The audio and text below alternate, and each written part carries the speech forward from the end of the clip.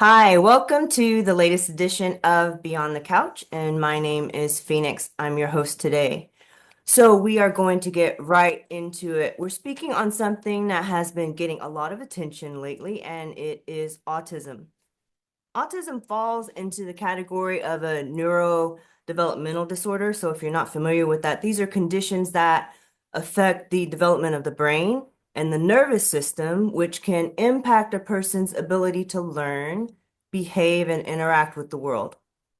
Now, autism spectrum disorder, as it's called, according to the DSM-5, I'm going to give it to you straight from the diagnostic manual, is a neurodevelopmental disorder characterized by persistent deficits in social communication and social interaction and restricted repetitive patterns of behavior, interest, or activities. So there's a plethora of different things that have to qualify for someone to be considered on the spectrum. So because of the extent or the severity, which can vary between persons, describing it as being on a spectrum is key. Okay, so this brings us to the current conversation. So I have with us today Hana, who is the owner of an entity she will introduce in a second, named World of Possibilities Travel. So I've known Hannah since college. We played the same sorority, and have a lot of history. I'm excited to have her here. So Hannah, welcome. Hello, Phoenix. Thank you for having me. Okay, and so if you don't mind telling the audience a little bit about yourself. My name is Hannah Seam. As you said, I'm the owner of World of Possibilities Travel. And we are a travel agency that focuses on family and group travel. And I'm also a certified autism travel professional. And what that means, I help families with individuals with autism and other hidden disabilities make travel more manageable and stress-free. I'm also a homeschool mom, and I homeschool my three children. One of my children does have a hidden disability. Has OCD and anxiety.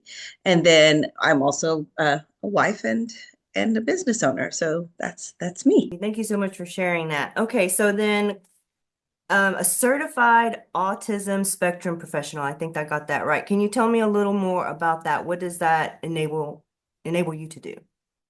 So certified autism travel professional, what that does is allows me I've learned about the different accommodations and services that are available for people that are on that have autism or families with individuals with autism to help make traveling more manageable and like I said, reduce the stress. There are things that services like TSA Cares, which helps them through, the TSA pre-check, which can be very challenging for someone that likes structure and order. Where's my backpack going? What's going to happen with these items, things like that.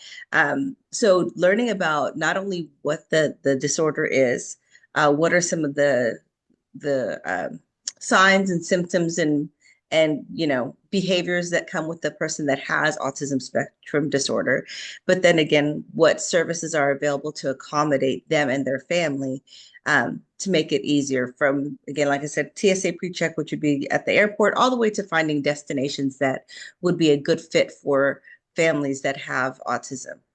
Okay, great. Okay, and I can only imagine because it's hard enough to travel alone and then with kids, let alone having someone who needs special attention, right?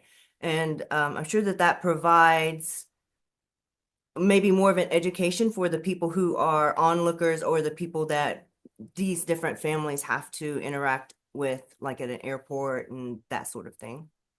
Absolutely. So, like you said, autism spectrum disorder is a spectrum disorder. It's meaning that, there's varying challenges, varying accommodations, varying needs.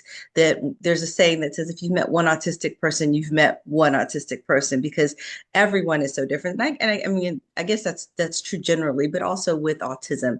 And unlike, someone in a wheelchair, we've kind of been learned and are been conditioned to know how to accommodate and provide services for someone that in a wheelchair. We most buildings have ramps with ADA compliance, things like that. We know how to help someone and what needs a person that is in a wheelchair has. It's very different to know what a person with a hidden disability like autism needs. one, because their needs are so different. Some people have sensory needs to noise, so they get overstimulated with noise. Some people, for them, it's the opposite. They need stimulation. And so it being in too quiet of space, or waiting for too long, or being, sitting for too long, can be a challenge for them. So knowing what their needs are first and foremost, that's the first thing.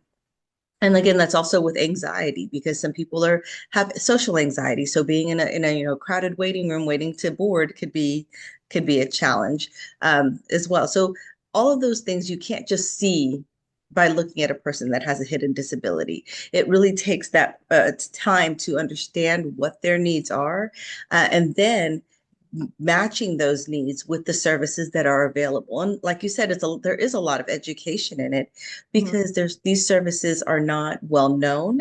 There's a statistic that said 87% of families with autism have never traveled, Wow. but 97% of them would, if they knew that there were services and accommodations available to help their families. And it also comes down to the education, and not only the families that have individuals with autism, but also the community as a whole. People are very understanding of a 5-month-old that's crying on an airplane. Yeah. They're not quite as understanding of a 10-year-old that's maybe having a meltdown on an airplane because they've got sensory needs or anxiety overload or whatever it might be. And so it is about, again, having advocates in the flight attendants that understand autism, because there's airlines that are certified autism centers, or they have been certified with autism certifications, where their staff have been trained, and the flight attendants have been trained on that, so they know how to accommodate and help families that have autism that are on their flight. So again, matching the client's needs with the services and destinations that are available, so that again, travel can be possible for them. Yeah, okay, great. And I'm glad that you mentioned the whole idea of the airports, because I actually had done travel recently where I saw a room that was designated to people with sensory needs. So I had gone in there and it had different things that you could touch or like hear. So it was a really great little room that you could take, your children to, so that that could be provided without having to be within like a huge like waiting room. Yes, because yeah, and then those sensory rooms are provided in many airports. Some of them have them, some of them don't. It really depends on the size and the just how autism friendly airports are. But yeah, they're amazing because, like I said, some people have sensory overload around people being around them. My son, he doesn't like a lot of people being around him. He's got a little bit of social anxiety and OCD, contamination OCD. So touching things that other people have touched, or if somebody touches him, can be very triggering for him. So having a space that doesn't have as many people, there are auditory noises, there's a lot of noises at an airport. Sometimes we don't notice it just because we're used to them. But whether it be the announcements that come, people, kids crying, or uh, those little buggies beeping, all of the noises that are in a space, that if somebody has auditory sensory processing challenges or are triggered by a lot of noise, that can be hard. And so if you have a 1 hour wait for your flight, and your son is already, or your child is already triggered, or you are already triggered by the noises,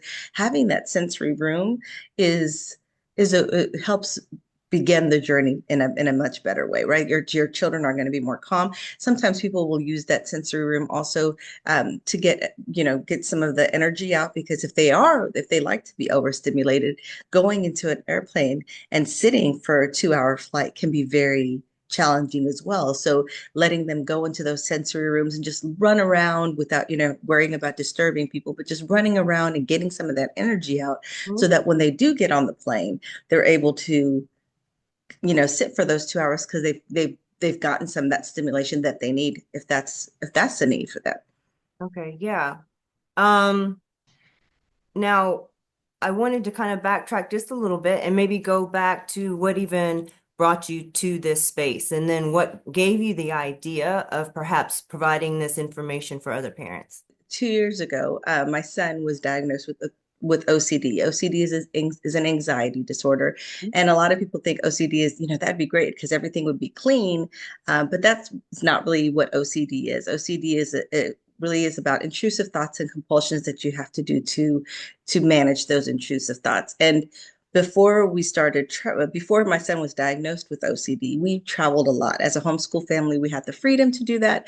I really wanted to kind of what I call bring learning to life for them, and take learning beyond the book by going, instead of just learning about Egypt in a book, let's go and actually go to Egypt and learn and see the pyramids. And so we were able to do that. But then once he was diagnosed, it wasn't that we stopped doing that. It just was more challenging, right? We didn't know when he was going to get triggered. Again, when we're on a busy tour and somebody bumps into him, and then he's triggered because he thinks it's dirty, or he touches something that somebody else might have touched that he thinks is dirty, or those thoughts tell him that are dirty, and then he has a meltdown. Um, it really was a challenge in how we travel, right? And like you said, when you look at somebody that has OCD, he doesn't look like he's got OCD, right? It's not a wheelchair, it's not a walker, it's not something that is visible. It's a hidden disability, Mhm. but he definitely has special needs, period. And then as we travel, there's needs and things that we have to take into consideration when we're traveling with him. So I started my travel agency out of the love of travel, but then I got my certification for my certified autism travel professional certification out of the need to understand what accommodations and what things are available to make my family's life, as well as other families that have individuals with autism or other hidden disabilities, easier and more manageable. Thank you for mentioning the idea of a hidden disability. Now, to be fair, right, I think that for some people that may be a new term. Could you tell a little more about that? Like I can tell it from the idea of a chronic pain, for instance, like people who walk around in pain and have chronic pain, you can't see that they are in pain, but they have to manage that going through their day to day, right? And so this is the same idea, just from the aspect of a mental health um, lens.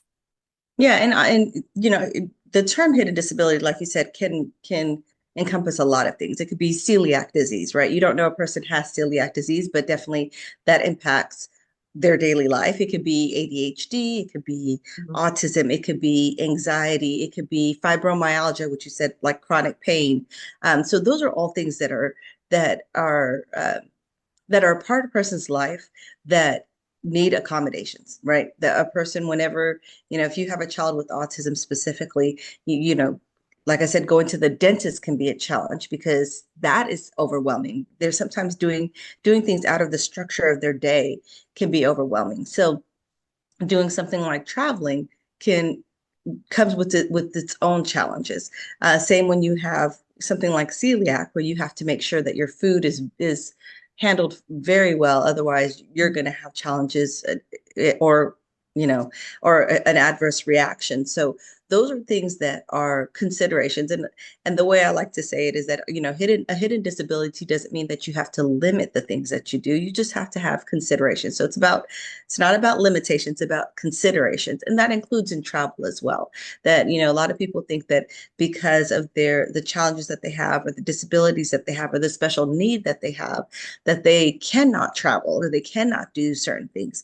And what I really want to bring to families and those that would like to create those memories, you have this idea when you have a child of what your family is going to look like, what the memories that you want to create, the places you want to take them, Disney World, and or maybe back to visit Europe or Africa for your ancestry or whatever it might be. But when you then learn about a diagnosis, and this is kind of what I went through, you kind of go through a grieving process where you have to your expectations and your understanding and what you imagined would be what your family would look like kind of shifts a little bit, because now you're faced with this disability and you don't know how it's going to impact your life, and you don't know, you definitely, it definitely adds challenges to yourself or to your child, sometimes very very emotional because you're whether it be fibromyalgia and you're seeing your child in pain all the time, or intrusive thoughts where they're having meltdowns all the time, or again autism, and you're having to deal with those learning disabilities. But what my job is, and what I want to tell families, is that again, those things are things that we can consider, and there are services out there that can still make travel possible. Because I obviously have a passion for travel, and know how it enriches a person's life, and even a child, and especially a child with autism, it can really, or other hidden disabilities, because it's really stretching them out of their comfort zone, helping them to learn. It is a learning disability, so helping them to learn that how to manage themselves in different situations, how to stretch themselves, how to handle, a delay on the airplane. Nobody loves having a delayed flight, but teaching a child, how to manage their stress or their triggers or their, whatever it might be in those situations. I think just travel just is amazing for that, as well as just being able to see other people, other cultures, different languages, different foods, different climates. So it's important, I think, for every family member to know that they can still have those dreams and wishes of creating those memories of going to the beach with their families, and that it can still happen because there are services that can make it easier for them. Okay. Yeah, and to that point, it sounds like it does require, though, a lot of planning and kind of looking ahead. So my assumption is that you take out some of that guesswork for people. So can you tell us a little more about what it is that you do specifically for within your travel agency? Yes, so there is a lot of information out there. And when you're a parent of a child that has a disability, you're already dealing with so much, just trying to, again, day-to-day things, finding the right therapist, or going, what homework, how to deal with homework, or how to deal with the challenges, how to calm my child, all of those things. So what I do is take some of that stress off of your plate. So not only do I have the education around what accommodations and what services are available, like I said, whether it be TSA or certain resorts that are certified autism centers, or what destinations would be better for some families than others. What I do is then sit with the family, and we have a consultation first. We talk about, again, the general things. Where do you want to go, right? What kind of vacation do you want? But then we narrow it down to, okay, what are the special needs that your child has? What are the things that trigger them? What are their dietary needs? And it might not be even medically necessary dietary needs, but maybe, children with autism tend to have preferences, very strong preferences around what they eat. They might only want to eat chicken nuggets, or they might only want to eat macaroni and cheese, or whatever it is that is their comfort item, or their comfort food, or their preference. So learning about those things, so then that way I can help them plan a vacation that takes those needs into accommodation, consider those needs, that takes those needs into consideration when we are planning the trip. So again, it might be if a child gets triggered by a lot of noise, making sure that the airport, okay, where is the sensory room? So helping them find out if there is a sensory room at their airport. If they don't like to wait that long, maybe it's making sure to contact the airlines and saying we need to be the last to board. So here's their seats, but they need to be the last to board, because they don't want to sit in a seat on the airport for an hour waiting for everybody else to come. Or if it is they have too much processing, they have trouble processing, maybe they need to pre-board so they can get in their seat, get their headphones on, get their, device that helps them, or their sensory toys out, so they can kind of settle before everybody else starts the movement. So those are the kinds of questions that we ask. If it's food, again, it could be just a preference, but making sure that the destination that we choose either will have that food. If they only eat chicken nuggets, well, we got to make sure that there's restaurants that have chicken nuggets, or that, for example, Beaches Resorts has what's called a culinary concierge. They will actually meet with families and find out what their preferences are, whether it be medical, allergies, celiac, whatever it may be, and then they will customize their menu to fit that family or that child's need. So if they only want Mexican, macaroni and cheese. Mexican is hardly ever on the list, but if they want macaroni and cheese, then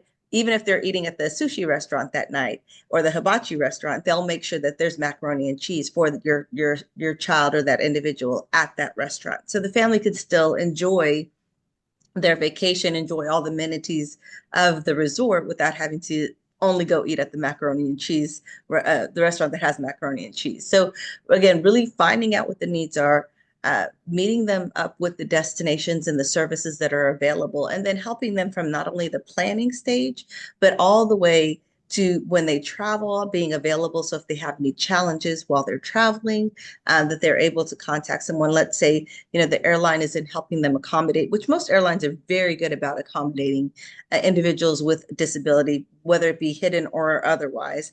But if they are having challenges during the check-in process, or they need to change something, or their room isn't where it needs to be, that's another situation. If, a child tends to elope, for example. So they tend to, which means they, run away.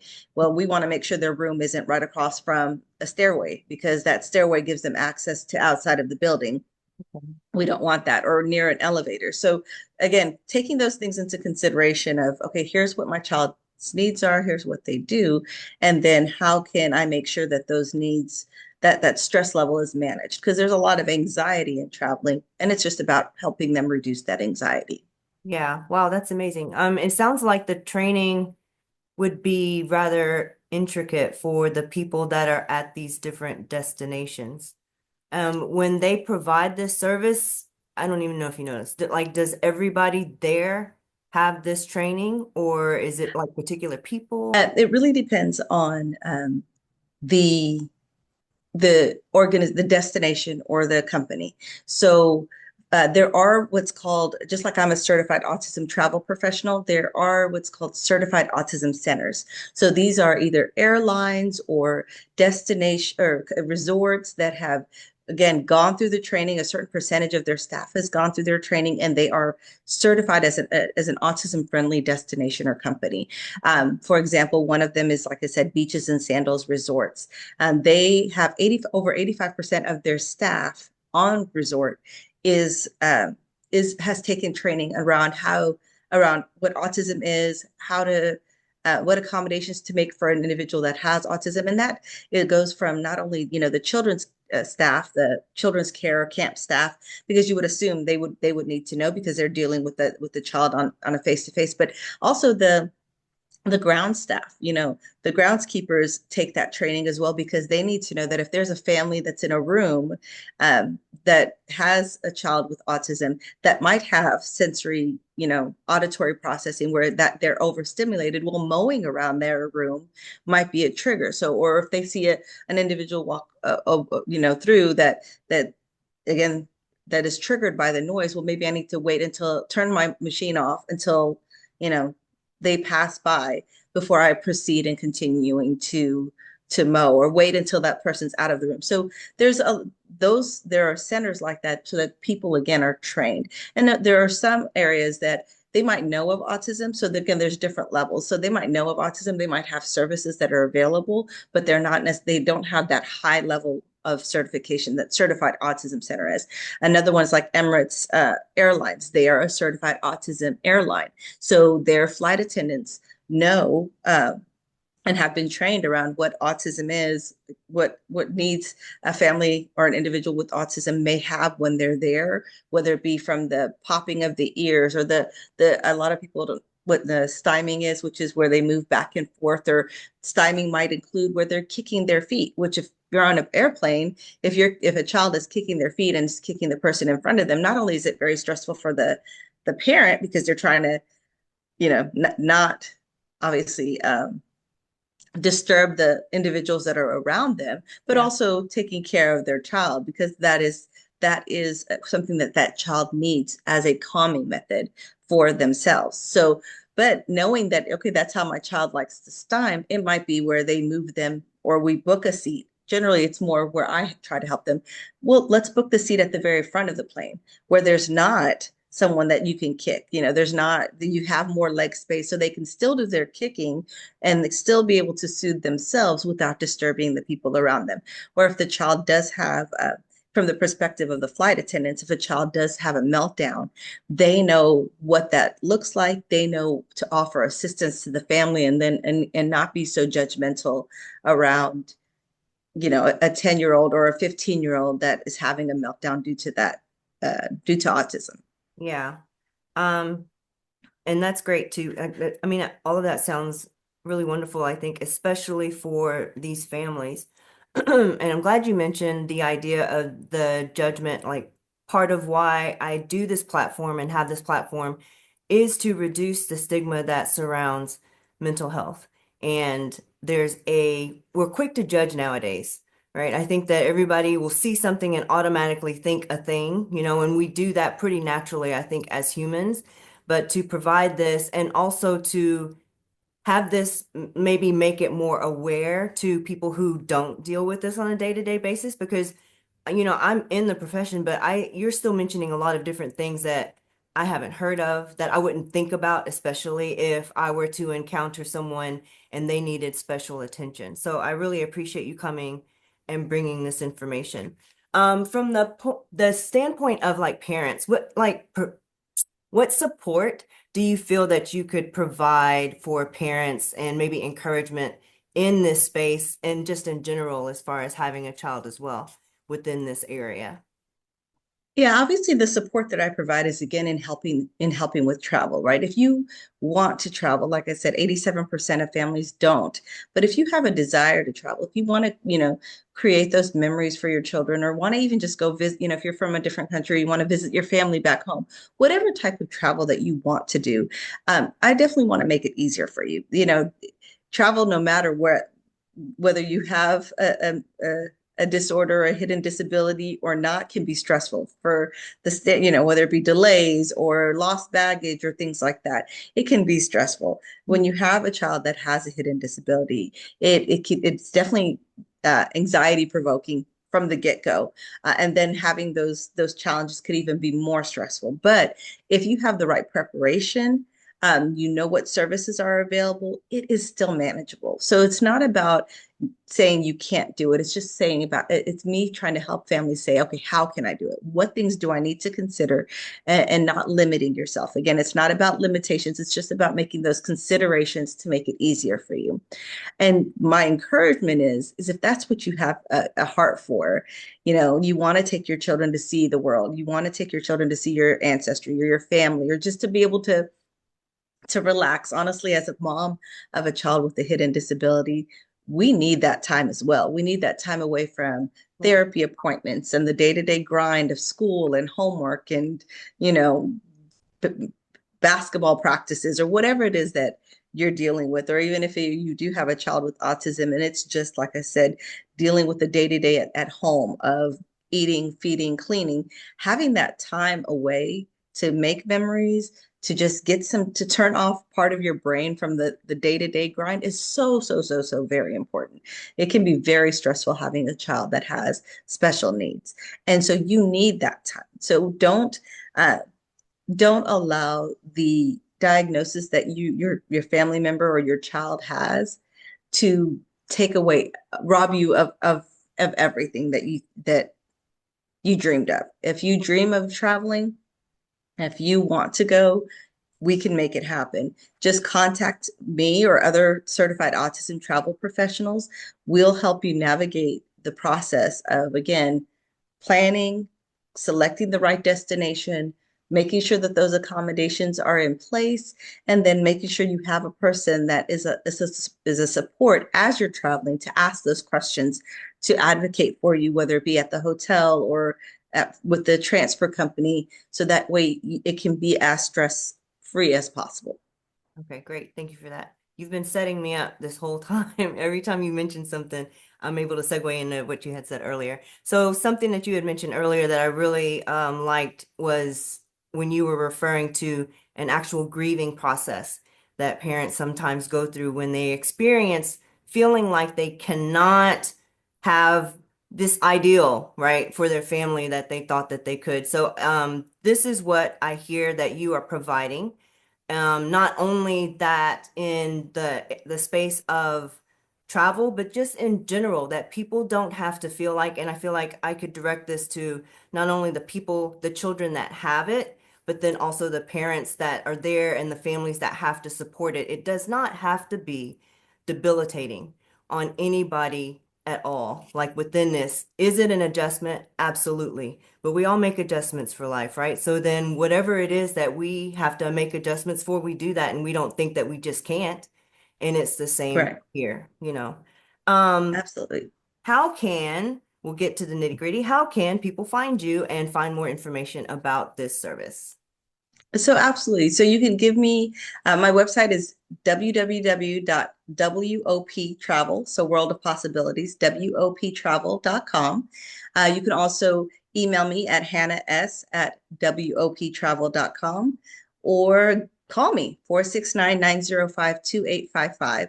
And I would be more than happy to talk to you, answer any questions that you have, and offer a free consultation for any travel plans that you have. And then, of course, if you are interested and you find that it's a good fit or something that you would like, we can continue to our travel planning services and provide those travel planning services for you and your family. Okay, great. And just to be clear, you provide travel for anyone. If someone just wants to book a trip. Yeah, so if you got uh, your family that wants to book a trip, an individual, or if you've got a group trip, a family reunion, or a corporate trip, I do specialize in both family and group trips. But yes, but of course, I also have a passion for making sure that travel becomes a possibility for individuals and families with hidden disabilities. But I love planning travel for anyone. Great. I just wanted to be sure.